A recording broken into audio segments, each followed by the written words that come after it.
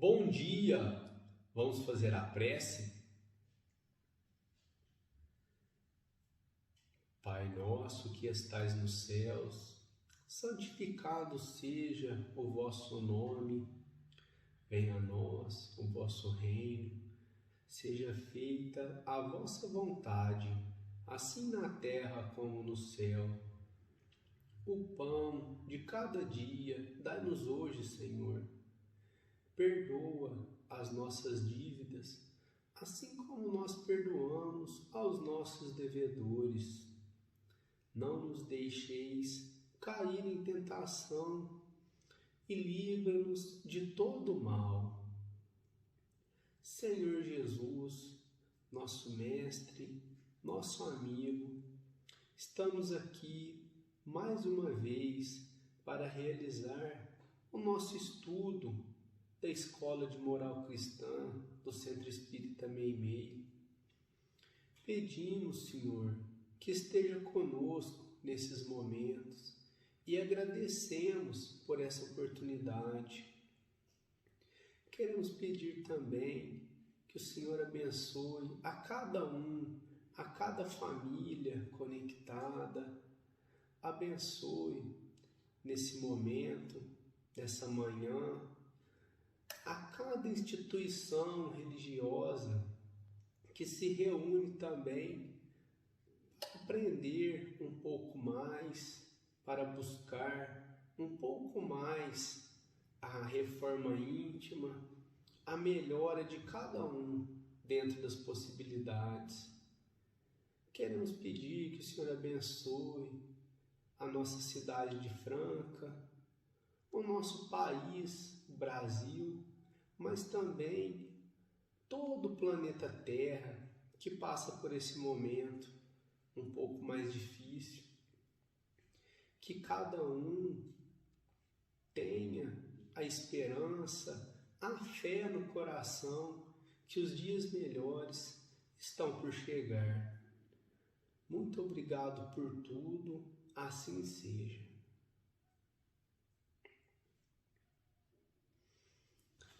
E hoje nós vamos ler do Evangelho segundo o Espiritismo, capítulo 3. Há muitas moradas na casa de meu Pai. É o item 2. Diferentes estados da alma na erraticidade. A casa do Pai é o universo. As diferentes moradas são os mundos que circulam no espaço infinito e oferecem aos espíritos que neles encarnam moradas correspondentes ao adiantamento dos mesmos. Independente da diversidade dos mundos, estas palavras de Jesus também podem referir-se ao estado venturoso ou não do espírito na erraticidade, conforme se ache este mais ou menos depurado e desprendido dos laços materiais, variarão ao infinito o meio em que ele se encontre, o aspecto das coisas, as sensações que experimente, as percepções que tenha. Enquanto uns não se podem afastar da esfera onde viveram, outros se elevam e percorrem o espaço e os mundos, enquanto alguns espíritos culpados erram nas trevas, os bem-aventurados gozam de resplendente claridade e do espetáculo sublime do infinito. Finalmente, enquanto o mal, atormentado de remorsos e pesares, muitas vezes insulado, sem consolação, separado dos que constituíam objeto de suas afeições, pena sob o guante dos sofrimentos morais. O justo em convívio com aqueles a quem ama, frui as delícias de uma felicidade indizível.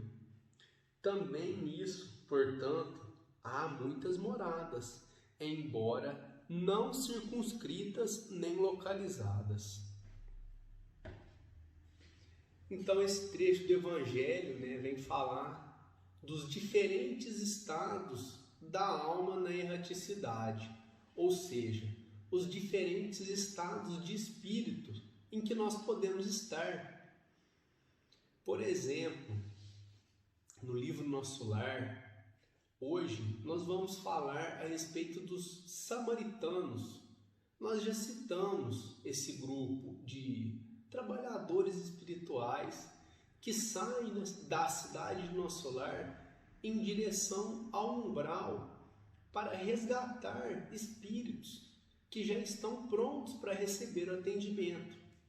Então, esse é um trabalho muito bonito, que merece ser destacado no livro Nosso Lar. Até então, nós tínhamos citado, explicado quem eram os samaritanos, mas hoje a gente queria registrar, destacar um pouquinho mais esse trabalho. E esse trecho do Evangelho, ele consegue se encaixar no trabalho dos samaritanos. Por quê?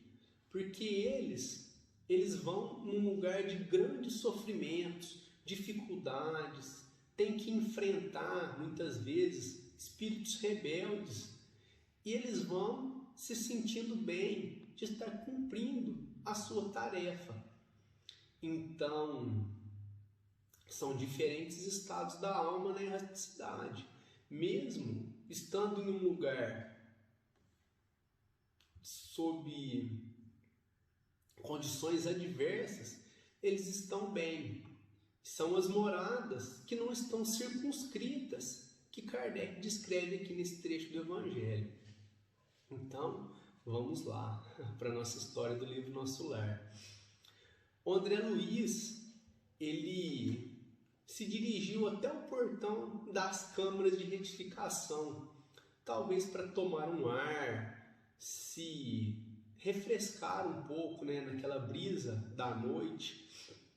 E nós estamos agora numa passagem, numa parte um pouco mais tranquila do livro Nosso Lar, talvez para dar um descanso, de tantas situações embaraçosas e complicadas que vinham acontecendo nessa primeira noite de trabalho do André Luiz.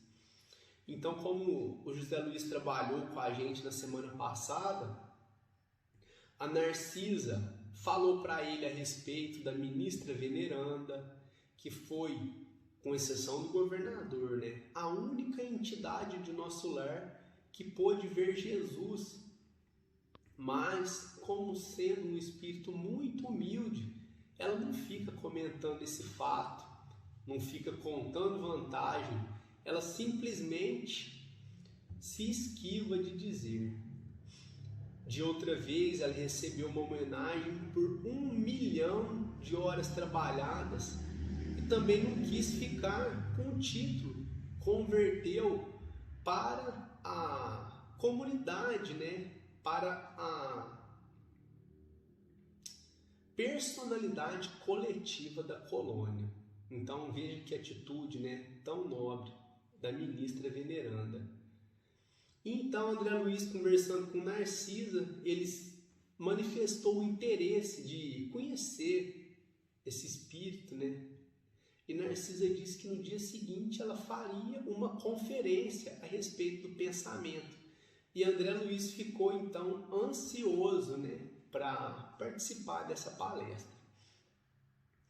E então, naquele momento que ele estava ali no portão das câmaras, ele começou a se lembrar, da sua trajetória até ali, do momento que o ministro Clarencio resgatou ele no umbral, dos tratamentos, das conversas com Lísias, e de repente bateu aquela saudade da família, a vontade de rever a esposa, sentir o carinho dos filhos e ele percebeu que os espíritos benfeitores, eles tratavam ele tão bem, davam, né, tantas instruções, mas sempre quando o assunto era família, eles se esquivavam de dar maiores detalhes. Inclusive a própria mãe, ela recomendou que ele se fortalecesse primeiro, a fim de depois ajudar, né, tentar ajudar se fosse o caso. Então, naquelas reflexões, ele estava sentindo ali, né, a brisa gostosa, observava as árvores, os troncos grossos, né, se lembrava, né, de muitas paisagens daqui da terra. E quando de repente ele viu duas figuras caminhando em direção ao portão da colônia.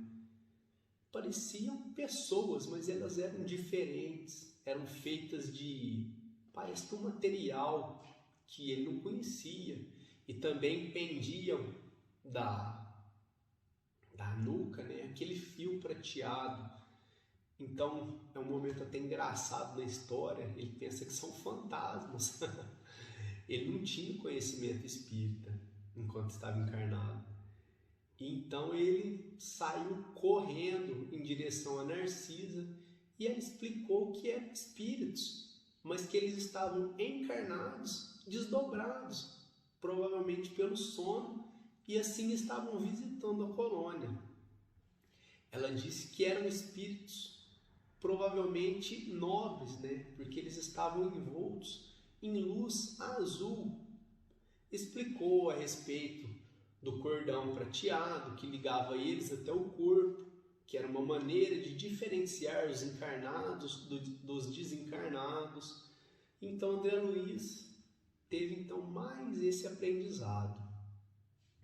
E de repente eles escutaram as caravanas dos samaritanos chegando ao longe, e André Luiz percebeu que ouvia ali latidos de cães, e ele achou estranho, perguntou para Narcisa, mas o que é isso, né? Os cães aqui tem animais também. E à medida que os samaritanos foram se aproximando, Narcisa explicou para ele que sim, os cães são preciosos, auxiliares dos samaritanos no umbral, porque lá, às vezes, eles precisam lidar com espíritos rebeldes, revoltados. Então, eles ajudam a manter a ordem. Eles foram se aproximando um pouco mais. André Luiz percebeu que também haviam outros animais. Haviam animais parecidos com os nossos moares daqui da terra, que são o burro, a mula. E Narciso explicou que eles fornecem calor e ajudam no transporte. Veja, né, que curiosidade interessante que a gente conhece ali no livro Nosso Lar. E ele também viu bandos de grandes pássaros sobrevoando a caravana dos samaritanos. E Narcisa disse que eles também eram preciosos colaboradores. Esses pássaros são chamados de ibis viajores, e o trabalho deles é devorar formas de pensamento que não são saudáveis, que estão no umbral. Então veja só, né? Eles devoram aqueles miasmas, auxiliando assim na limpeza do ambiente, colaborando com os espíritos amigos. Então eles foram chegando, Narcisa foi dando mais algumas explicações para André Luiz, e aí quando eles chegaram, então Narcisa disse que já não havia mais tempo para conversas, porque agora o trabalho seria intenso. E a respeito desse trabalho, quem vai contar para a gente as primeiras impressões ali dos samaritanos chegando, o contato que eles tiveram com André Luiz, vai ser o Zé na semana que vem. A gente agradece a atenção, né, a disponibilidade, a disposição de vocês estarem nos ouvindo aí mais uma vez. E também a gente quer desejar um ótimo domingo, uma excelente semana, cheia de alegria para todos. Muito obrigado.